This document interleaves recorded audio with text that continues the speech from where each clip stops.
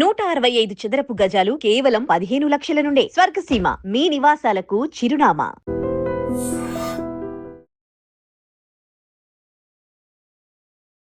Hi hello నమస్తే, welcome to iDream media. నేను మీ శ్రావ్య. మనతో పాటు ఇప్పుడు ఉన్నారు సర్టిఫైడ్ ఫైనాన్షియల్ ప్లానర్ రామచంద్రమూర్తి గారు. నమస్తే సార్. నమస్తే అండి. ఎలా ఉన్నారు? ఫైన్ అండి. మార్కెట్స్ చూస్తుంటే కొంచెం డౌన్ ఫాల్ అయినట్లుగా ఉంది. అంటే ఇంకోటి టారిఫ్, ఒకటి Yeah. Geo political issues, wars ఒకవైపు జరుగుతూ ఉన్నాయి. చూస్తుంటే అటు ఇటుగా నడుస్తుంది. సో లాస్ట్ వీక్ ఎక్కడ క్లోజ్ అయింది అండ్ నెక్స్ట్ వీక్ ఎలా ఉండబోతుంది, ఏ అంశాలు ప్రభావితం చేస్తాయి ఒకసారి చెప్తారా? ఎలా అండి, ఎందుకంటే లాస్ట్ వీక్ అందరూ కూడా 10 days ర్యాలీ అంతా కూడా నిన్న ఒక ఫ్రైడేతో అందరూ డిసప్పాయింట్ అయిపోయాం. సో మార్కెట్స్ నిన్న వచ్చి నిఫ్టీ 0.85% కరెక్షన్ అయింది, 22,870 దగ్గర క్లోజ్ అయింది. అలాగే బ్యాంక్ నిఫ్టీ వచ్చి 600 పాయింట్స్ డౌన్ అయ్యి 55,150 దగ్గర క్లోజ్ అయింది. సో దీనికి మేజర్గా ఏంటంటే ట్రంప్ టారిఫ్ అనేది 50% అంతకుముందు చేశారు. అది ఆగస్టు 28 నుంచి ఇంప్లిమెంట్ అవుద్దన్నారు. అది ఇప్పుడు ఏమంటున్నారంటే, నిన్న న్యూస్ ఏంటంటే అది ఎక్స్టెన్షన్ అయితే అవుతుంది అనుకున్నాం కానీ అవ్వట్లేదు.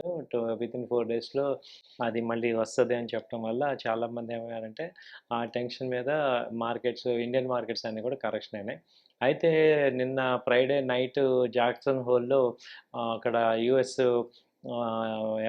యుఎస్ ప్రెసిడెంట్ ఏమన్నారంటే, ఈ పైన యుఎస్ ప్రెసిడెంట్ ఈయన ఏమన్నారంటే పోవెల్ వాళ్ళు ఈ వడ్డీ రేట్లు కానీ ఇంట్రెస్ట్ రేట్లు, ఫెడరల్ బ్యాంక్ చైర్మన్ అయినా ఇంట్రెస్ట్ రేట్లు అయితే తగ్గించే ఛాన్సెస్ ఉన్నాయి, అన్సర్టనిటీ అంతా కొంచెం క్లియర్ అయ్యే ఛాన్సెస్ ఉంది అనడంతో అందరికీ కూడా మంచి పాజిటివ్ న్యూస్ వచ్చింది. సో యూఎస్ మార్కెట్స్ అన్నీ కూడా దాదాపు 2% ర్యాలీ వచ్చాయి, 1% to 2% వచ్చాయి. సో నెక్స్ట్ వీక్ అయితే కొంచెం ఇండియన్ మార్కెట్స్ కూడా పాజిటివ్గా ఉండే ఛాన్స్ ఉంది. అయితే ఒకసారి డీప్గా కనుక మనం చూస్తే యాక్చువల్గా 50% టారిఫ్ అనేది ఒక పెద్ద షాకే. బట్ ఇండియన్ ఫస్ట్ మార్కెట్స్ 25% ఇచ్చి తర్వాత పెనాల్టీ వేసి 50% వచ్చింది 25% మనకి. అన్నారు. సో అదేమవుతుందంటే ఈ మార్కెట్స్ని క్లోజ్గా అబ్జర్వ్ చేసే వాళ్ళకి ఏంటంటే ఇది ఆల్రెడీ డిస్కౌంట్ అయినట్టే అనిపిస్తుంది. ఎందుకంటే అది మామూలుగా అయితే విపరీతమైన కరెక్షన్ అవ్వాలి. ఇప్పుడు అలాంటిది సింపుల్గా ఒక 200 పాయింట్స్ 300 పాయింట్స్లో క్లోజ్ అయింది. సో మామూలుగా అయితే అది ఒక పెద్ద బిగ్ షాక్ కదా. అవును. సో మార్కెట్స్ విపరీతమైన కరెక్షన్ అవ్వాలి, అలాంటిది అవ్వకుండా ఆగిందంటే రీజన్ మేజర్గా ఏంటంటే డొమెస్టిక్లో పాజిటివ్ ఫ్యాక్టర్స్ చాలా ఉన్నాయి. సో ముందుగా ఏంటంటే ఈ make in India, even PM కానీ ఎఫ్ఎం కానీ వాళ్ళెవరు కూడా భయపడకుండా వాళ్ళతో యుఎస్తో రాజీ ప్రయత్నాలు చేయకుండా వాళ్ళు నార్మల్గా కామ్గా ఉన్నారంటేనే వాళ్ళ అండర్లైన్ స్ట్రాటజీ ఇండియాలో ఉంది అనేది అర్థమవుతుంది. సో దానికి ఆయన మొన్న August 15th చెప్పింది ఏంటంటే మేక్ ఇన్ ఇండియా కాన్సెప్ట్ తీసుకురావటం, డిజిటలైజ్ ఇండియా, ఆత్మనిర్భర్ భారత్, వీటి మీద ఇవన్నీ ఆల్రెడీ ఉన్నా మళ్ళీ ఇంకో ఫోకస్ మళ్ళీ చేస్తున్నారు. ఎక్కువ ఫోకస్ ఫోకస్ చేస్తున్నారు. చేస్తున్నారు అనమాట. సో వాటితో ఇండిజీనియస్గానే మనం అవ్వాలి, సెల్ఫ్ రిలయన్స్. అలాగే వేరే మార్కెట్స్ చూసుకోవాలి, ఓన్లీ యూఎస్ఏ కాకుండా అదర్ మార్కెట్స్ ఉన్నాయి కదా వాటిని చూసుకోవచ్చు. అంటే ఇప్పుడు ఇండియన్ టారిఫ్ బైరీ చేసుకుంటే రష్యా ఆయిల్ వాటి క్రూడ్ యొక్క ఆయిల్స్. క్రూడ్ డిస్కౌంట్ కంపేర్ చేస్తే, యుఎస్ ఎక్స్పోర్ట్స్ కంపేర్ చేస్తే మనకి రష్యా ఆయిల్ వల్ల ఎక్కువ బెనిఫిట్ ఉంది. కాబట్టి ఇండియాకి అండ్ మనకి తగ్గించి కూడా ఇస్తుంది. ఇస్తున్నారు కాబట్టి దీన్ని కాంప్రమైజ్ చేసి ఆ లాస్ కన్నా ఇది బెటర్ అని గవర్నమెంట్ ఫీల్ అయ్యి సో రష్యన్ ఆయిలే కంటిన్యూ చేస్తున్నారు అనమాట. దాంతో ఇక్కడ ఏముందంటే ఆ వైపు యుఎస్ వైపు నెగోషియేషన్ అవ్వట్లేదు. సో అది మనందరికీ కూడా మార్కెట్కి అర్థమైంది కాబట్టి మార్కెట్స్ కూడా హ్యూజ్ కరెక్షన్ అవ్వట్లా. So any point of time అలాగే ఇప్పుడు జిఎస్టీ రేట్స్ తగ్గటం అనేది మిగతా అన్ని ఇప్పుడు 5% 18% వచ్చింది కాబట్టి చాలా కంపెనీస్కి పాజిటివ్ ఫ్యాక్టర్ అవుతుంది.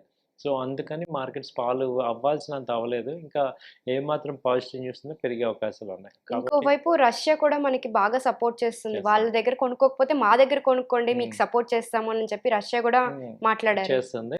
సో ఇప్పుడు అన్ని కంట్రీస్ కూడా ఏమైందంటే ఇటు పీస్ టాక్స్ అయితే నడుస్తున్నాయి, యుఎస్ రష్యాతో కానీ. ఇంకోవైపు యూకే తోటి జీరో టారిఫ్ అది కూడా జరిగింది, డీల్ జరిగింది. కాబట్టి వీటన్నిటిని చూస్తే ఏంటంటే యుఎస్ థ్రెట్ పెద్ద ఎఫెక్ట్ అవ్వట్లేదు ఇండియన్ మార్కెట్స్కి.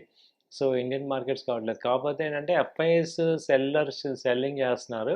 సో ఆ పోర్షన్ మళ్ళీ కనుక వస్తే మళ్ళీ మార్కెట్స్ పుంజుకుంటాయి. సో ఏదైతే సెల్లింగ్ జరుగుతుందో అదంతా కూడా DIs mutual funds కొనేస్తున్నారు.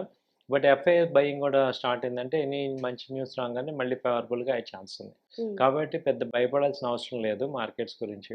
So next week ఎలా ఉంటుంది అని చూసుకుంటే నెక్స్ట్ వీక్ అయితే ఇదే ఫ్యాక్టర్స్ పాజిటివ్ అయ్యే ఛాన్సెస్ ఉన్నాయి. సో బ్యాంక్ నిఫ్టీలో ఇంకొకసారి డ్రాగ్ అవ్వడానికి రీజన్ ఏంటంటే ఈ హెచ్డిఎఫ్సి బ్యాంకు 1:1 బోనస్ ఇస్తుంది కాబట్టి అది కొంచెం ఫాలో అయింది. సో ఎప్పుడైతే బోనస్ రేపు 2-3 డేస్లో అయిపోద్ది కాబట్టి మళ్ళీ నార్మల్ స్టెబిలైజేషన్ వస్తుంది. అలాగే రేటు తగ్గటం వల్ల ఎక్కువ మంది ట్రేడింగ్ చేయడానికి ఆ కంపెనీలు ఎక్కువ ఉంటారు కాబట్టి మళ్ళీ మార్కెట్ పుంజుకోవడానికి ఛాన్స్ ఉంది. ఇన్ఫ్లేషన్ ఎఫెక్ట్ ఏమన్నా ఉంటుందంటారా? ఇన్ఫ్లేషన్ పెద్దగా ఏమి లేదు ఇండియన్ మార్కెట్లో, అంత పాజిటివ్గానే ఉంది డొమెస్టిక్. అలాగే మాన్సూన్ చాలా బాగా వచ్చాయి. సో అలాగే ఈవెన్ మనకి కూడా వడ్డీ రేట్లు తగ్గాయి, ఇంకా తగ్గే ఛాన్సెస్ ఉన్నాయి. కాబట్టి మన ఇండియాలో చూసుకుంటే ఈవెన్ మనకి ఇంటర్నేషనల్ రేటింగ్ ఏజెన్సీ కూడా BBB ఇచ్చింది. BBB మైనస్ నుంచి ఇప్పుడు పాజిటివ్ ఆఫ్టర్ 11 ఇయర్స్ తర్వాత రేటింగ్ మార్చింది. ఆఫ్టర్ 11 11 ఇయర్స్ తర్వాత. కాబట్టి it's a very positive point. India అయితే ఇప్పుడు చాలా పాజిటివ్గా ఉంది. సో ఇలాంటి థ్రెట్స్ ఏవి కూడా ఇప్పుడు ఇండియాకి పనిచేయట్లేదు. కాబట్టి ఇన్వెస్టర్స్ కానీ ట్రేడర్స్ కానీ పెద్ద టెన్షన్ అవ్వాల్సిన అవసరం లేదు. But it will come back soon. So అంటే బుల్ ర్యాలీ వచ్చే ఛాన్స్ ఉందంటారా?